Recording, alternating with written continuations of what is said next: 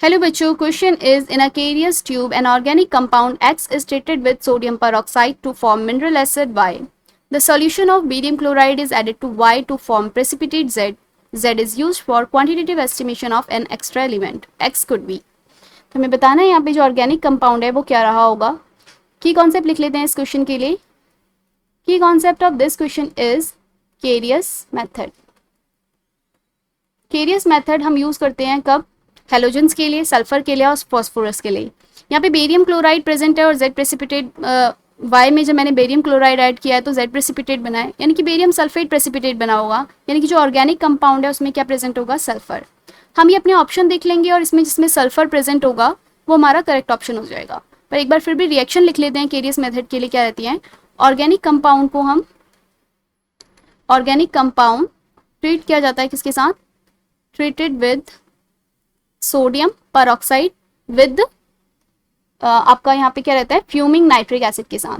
तो यहाँ पे क्या होगा, जो ऑर्गेनिक कंपाउंड के अंदर जो मेरा सल्फर प्रेजेंट है वो ऑक्सीडाइज हो जाता है किसमें? सल्फर डाइऑक्साइड में. जो फर्दर मेरे पास और ऑक्सीडाइज हो जाता है किसमें कन्वर्ट हो जाता है? मतलब ये और इसका जो सल्फर डाइऑक्साइड है ये मेरा मिनरल एसिड में कन्वर्ट हो जाता है, मिनरल एसिड. तो वाई मेरा क्या है यहाँ पे? H2SO4 mineral acid.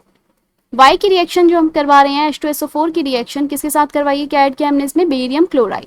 Barium chloride के साथ रिएक्शन करने पे क्या बनाएगा? Barium sulphate. बेरियम सल्फेट क्या है मेरा? Z, जो कि प्रेसिपिटेट हो जाएगा. तो मेरे पास यहाँ पर बेरियम सल्फेट जो है, हम इसको फिर सल्फर की जो कंपाउंड है ऑर्गेनिक कंपाउंड उसमें सल्फर की परसेंटेज निकालने के लिए, क्वांटिटेटिव एस्टिमेशन करने के लिए हम इस मेथड का यूज़ करते हैं. लेकिन अभी यहाँ पे हमें क्वांटिटेटिव एस्टिमेशन नहीं करना, हमें जस्ट बताना है कि इन चारों में से कौन सा ऑप्शन है जो मेरे पास जो ऑर्गेनिक कंपाउंड है वो कौन सा रहा होगा. तो अगर ऑप्शन देख लेते हैं, स्ट्रक्चर बनाते हैं हम इसमें. साइटोसिन का जो स्ट्रक्चर रहता है, साइटोसिन मेरा क्या है? नाइट्रोजनस बेस है. नाइट्रोजनस बेस है तो ये मेरे पास इसका जो स्ट्रक्चर रहता है वो इस तरीके से रहता है. और यहाँ पर जो मेरे पास ये बनेगा N और ये NH2. तो यहाँ पे सल्फर प्रेजेंट नहीं है तो ये मेरा नहीं है इसके लिए. Next is chloroxylenol. क्लोरोजाइलिनॉल का जो स्ट्रक्चर रहता है, क्लोरोजाइलिनॉल, ये बेंजीन रिंग पे OH ग्रुप है, यहाँ पे फिनॉल और क्लोरीन और ये CH3 एंड CH3. तो यहाँ पे भी मेरे पास सल्फर जो है वो प्रेजेंट नहीं है. नेक्स्ट है मेरे पास न्यूक्लियोटाइड. न्यूक्लियोटाइड क्या होता है मेरे पास? Nucleotide containing sugar base. आपका इसमें क्या रहता है? शुगर मॉलिक्यूल होता है, जैसे कि राइबोज हो गया. Sugar molecule attach to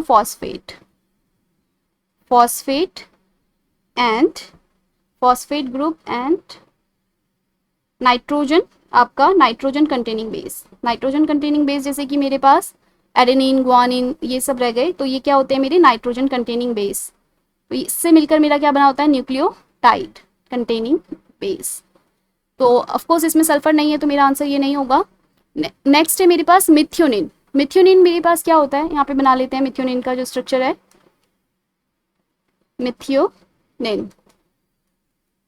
methionine आपका अमीनो एसिड है. इसका जो स्ट्रक्चर रहता है वो क्या रहता है मेरे पास? यहाँ पे सल्फर प्रेजेंट होता है, कार्बन, ये सल्फर और ये मेरा यहाँ पे CH3. इस तरीके से इसमें 5 कार्बन रहते हैं, 1 2 3 एंड 4 और ये आपका 5.